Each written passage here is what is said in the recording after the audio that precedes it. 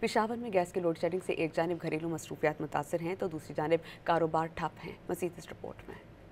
पेशावर में gas load shedding छोटे कारोबारियों को मुतासिर करने लगा है। नानबाइयों और दीगर खानों के होटल मालिकान कहते हैं गैस की अदम दस्तयाबी के बावजूद भारी भरकम बिल अदा कर रहे हैं। महंगाई के बाइस कारोबार ठप होने का खदशा जाहिर किया।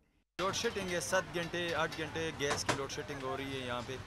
एक तो मज़दूर के खर्चे बहुत ज़्यादा है, यहाँ के किराया बहुत ज़्यादा है, और ये जो पान गैस है, पान गैस हम इस्तेमाल करते हैं। इसके बाद रोटी हम पकाते हैं, तावान में पकाते हैं, लेकिन मुनाफा नहीं है। जो मुनाफा है गैस में चला जाते, लकड़ी में और सिलेंडर में।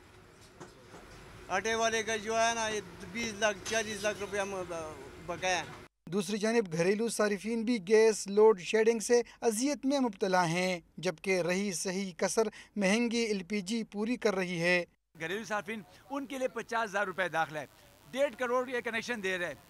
50,000 को ही 1.5 करोड़ में ज़रा दे दें। उसके बाद जो कमर्शियल सार्फिन है उनके लिए 1.5-2 लाख रुपए दाखिला है। उसके बाद और प्रोसेस है, और गैस है नहीं, तो खुदा के लिए कौम से मजाक न करें। लोड शेडिंग तो बहुत गैस का आ रहा है ना।